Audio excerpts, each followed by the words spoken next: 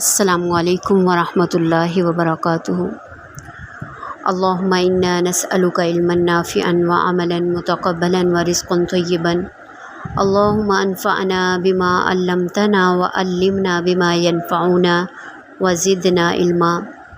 رب اشرح لی صدری ویسر لی امری واحلل عقدۃ من لسانی یفقہوا قولی۔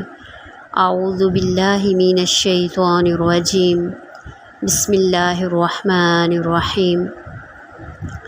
وَإِذْ قُلْنَا، اور جب کہا ہم نے، لِلْمَلَائِكَةِ اسْجُدُوا، فرشتوں کے لیے کہ سجدہ کرو، لِآدَمَ، آدم علیہ السلام کو، فَسَجَدُوا، پس سجدہ کیا، إِلَّا إِبْلِيسَ، مگر ابلیس نے، ابا، انکار کیا، وَاسْتَكْبَرَ، اور تکبر کیا، وَكَانَ مِنَ الْكَافِرِينَ، اور ہو گیا کافروں میں سے۔ اسجدو، اس کا روٹ ورڈ جو ہے سین جیم دال ہے، اللہ یہ کلمہ استثناء ہے، سوائے مگر، ابلیس جو ہے بالام سین ہے، سخت مایوس اس کا معنی، ابا اڑ جانا، ضد کرنا، انکار کرنا۔ اس کا روٹ ورڈ جو حمدبا یا ہے، استکبرا کاف بارا، استکبرا ان بڑا بننے کی خواہش کرنا۔ وَإِذْ قُلْنَا لِلْمَلَائِكَةِ اسْجُدُوا لِآدَمَ فَسَجَدُوا إِلَّا إِبْلِيسَ أَبَى۔ یہ عبادت کا سجدہ جو ہے نہیں تھا۔ اللہ رب العزت نے فرشتوں کے لیے کہا کہ آدم کو سجدہ کرو، تو یہ عبادت کا سجدہ نہیں تھا، کیونکہ غیر اللہ کی عبادت تو شرک ہے، جس کی اجازت کسی بھی امت میں نہیں تھی، بلکہ یہ تعظیمی سجدہ تھا جو پہلی امتوں میں جائز تھا، لیکن ہماری امت میں، امت محمدیہ میں یہ بھی حرام ہے۔ یہاں اللہ تبارک و تعالیٰ نے حکم دیا فرشتوں کو کہ فرشتے اللہ کی وہ مخلوق ہیں جن کے پاس اختیار نہیں ہے۔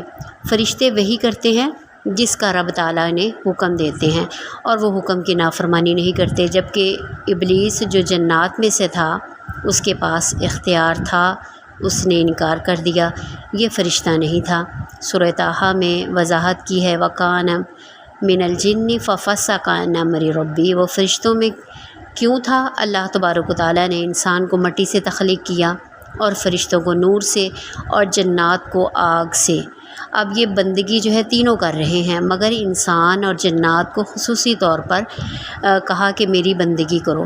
وَمَا خَلَقْتُ الْجِنَّ وَالْإِنسَ إِلَّا لِيَعْبُدُونَ۔ ساتھ میں اللہ رب العزت نے اختیار بھی دے دیا کہ چاہے وہ مانے یا نہ مانے۔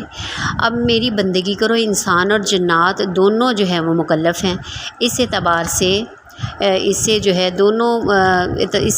یہ دونوں جو ہے مشترک ہیں، لیکن نور اور نار ایک لطیف مادے سے تخلیق ہوئے ہیں۔ نور اسے کہتے ہیں جس میں روشنی زیادہ ہو، اور نار جس میں روشنی کم اور حدت جو ہے وہ زیادہ ہو۔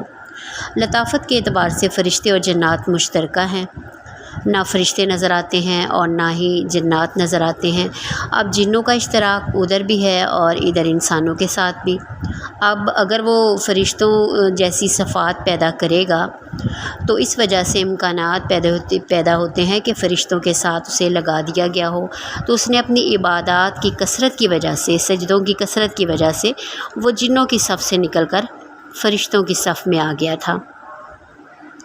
پھر نافرمانی کر کے راندہ درگاہ جو ہے وہ قرار دیا گیا بحکم الہی، اس کے لیے بھی سجدہ کرنا ضروری تھا، لیکن وَكَانَ مِنَ الْكَافِرِينَ، ایک بات نہیں مانی۔ اللہ تبارک و تعالیٰ نے اسے کہا کہ وَكَانَ مِنَ الْكَافِرِينَ، تو وہ اس نے بات کیوں نہیں مانی؟ اس نے حسد اور تکبر کیا۔ اللہ رب العزت نے اس میں آیت میں بتایا وَاسْتَكْبَرَ، کہ ابلیس نے آبا انکار کیا، وَاسْتَكْبَرَ اور تکبر کیا۔ تو حسد اور تکبر وہ گناہ ہے جس کا ارتکاب سب سے پہلے کیا گیا۔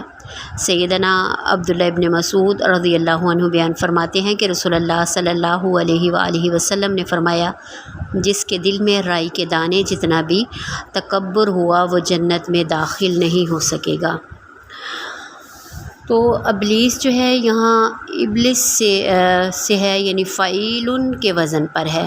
ابلیس جو ہے یہ فعیلن کے وزن پر ہے، اس کا معنی ہے انتہائی مایوس، انکار کرنا۔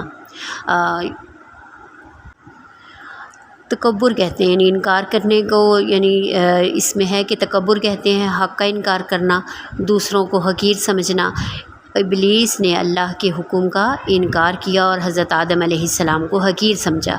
فرشتوں کو جب اللہ رب العزت نے حکم دیا تو وہ سجدے میں جھک گیا اور ہمیشہ کے لیے آدم علیہ السلام کی عظمت کو قبول کر لیا اور وہ سرخرو ہو گئے۔ لیکن ابلیس اس بحث میں الجھ گیا کہ میں اپنے مادہ پیدائش کے لحاظ سے آدم سے برتر ہوں۔ خلقتنی من نار فخلقتہ من طین، مجھے آگ سے پیدا کیا اور آدم کو مٹی سے پیدا کیا گیا، آگ مٹی کے سامنے کیسے جھک جائے؟ اس طرح اس نے جھکنے سے انکار کر دیا، نامراد ٹھہرا۔ فرشتے اس امتحان میں پورے اترے، انہوں نے اللہ کے حکم کی عظمت کے سامنے جو ہے وہ سرخرو جو ہے کر دیا، اپنے سر کو جھکا دیا۔ لیکن شیطان جو ہے وہ نسب کے بت کا پجاری نکلا، اللہ کے حکم کے سامنے بھی اس کا یہ بت ٹوٹ نہ سکا۔ تو اس واقعے سے دو سبق ملتے ہیں، ایک یہ کہ ہم جو ہے اپنے آپ کو بذات خود دوسروں سے بڑا سمجھنا، اپنی بڑائی بگھارنا، یہ جو ہے یہ کتنا بڑا گناہ ہے۔ اور دوسرا یعنی یہ سبق اس سے ملتا ہے کہ جب اللہ رب العزت کی طرف سے کوئی واضح حکم آ جائے تو بندے کا کام یہ ہے کہ اس حکم کو دل و جان سے مانے، چاہے اس کی حکمت اور فائدہ سمجھ میں آئے یا نہ آئے۔ اللہ تعالیٰ سے دعا ہے کہ اللہ تبارک و تعالیٰ اس قرآن مجید کے ساتھ جڑے رہنے کی توفیق عطا فرمائے اور اس قرآن کو ہمارے دلوں کی بہار بنا دے اور خاتمہ بالایمان فرمائے۔